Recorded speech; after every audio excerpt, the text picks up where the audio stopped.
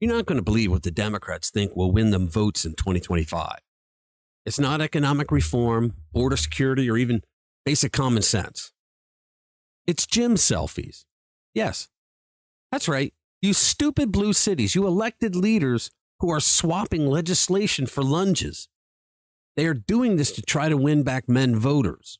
But in the end, this whole fitness charade, it isn't about health at all. It's about marketing manhood to a demographic they've spent decades mocking. From cringe curls to post-workout Epstein commentary, we're going headfirst into the Democrats' new muscle over substance strategy. And trust me, it's as embarrassing as it sounds. Let's get into it.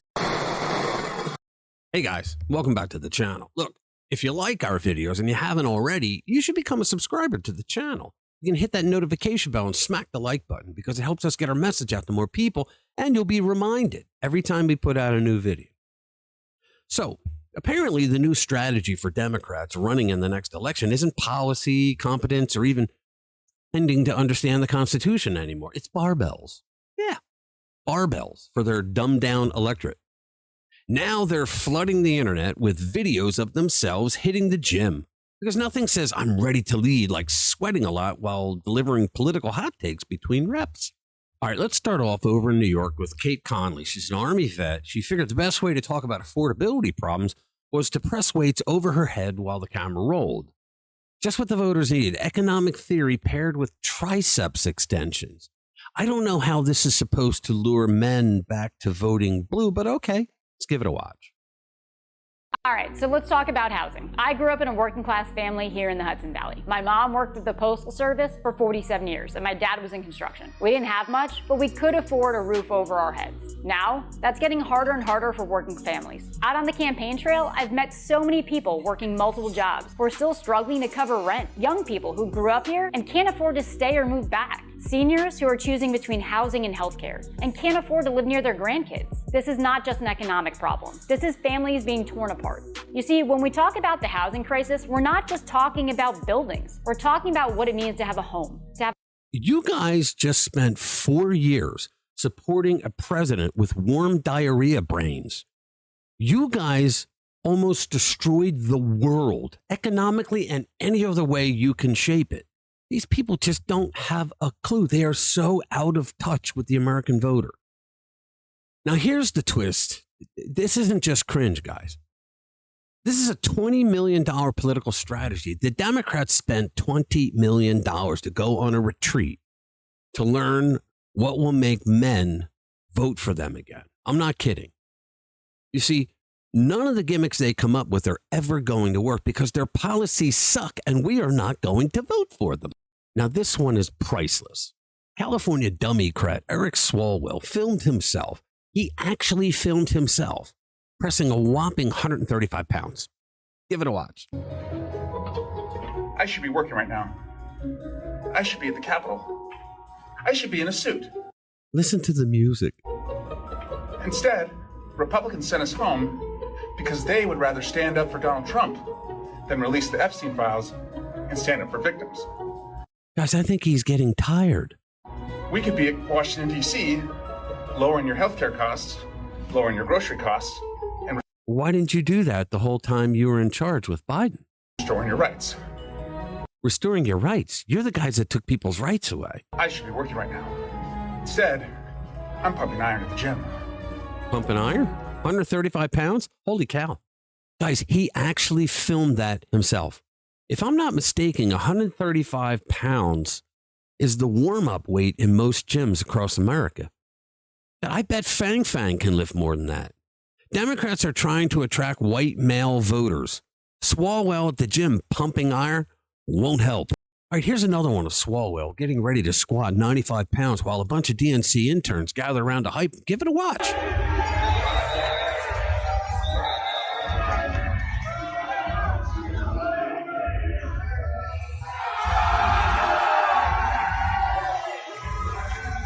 All right, kidding. All right, and then you have Abdul El Said. He's running for Senate in Michigan, and apparently he's also auditioning for Mr. Olympia. Give it a watch.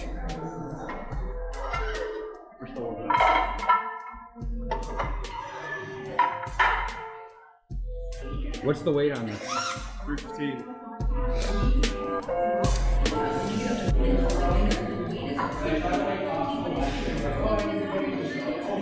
All right, how cringe was that? He had an obviously planned question of how much weight he was going to. You know, a lot of Democrats probably think he's some kind of strong man, but let's be honest.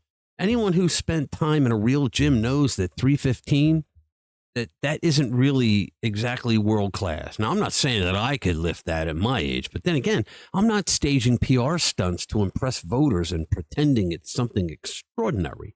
Who knew foreign policy and Peck Day could coexist? Democrats have discovered something special. They're chasing after the elusive manosphere demographic, that dangerous corner of the internet where men talk about, well, being men. And again, remember, they just spent $20 million to learn that men exist. Another brilliant strategy they came up with a few weeks ago, throw F-bombs on camera. You not. Because apparently men are just Neanderthals who love swearing and flexing. Democratic strategist Joe Caiazzo, he chimed in to explain the magic behind this trend, saying, quote, people want to see vigor. They want to see action, that they're prepared to do the job. They also want to see authenticity, dude, but they're not getting it here. Even strategist Pat Dennis issued a warning saying, quote, I would caution Democrats against pulling out a checklist. For young men, we'll do some bench pressing. For young women, we'll talk about the Barbie movie. Can you believe this? People don't like checklists, he says, and they don't like being pandered to. You mean like you just did? So then don't pretend that you've ever watched Fight Club just to win over young men. That ship sailed in 1999. Now the Democrats think that the path to victory lies in dumbbells and deadlifts. Let's talk about Colin Allred. He's a retired NFL linebacker. That part's real. He's back for a second Senate run in Texas, and I guess he thinks pumping iron is going to get men to vote for him. Give it a watch.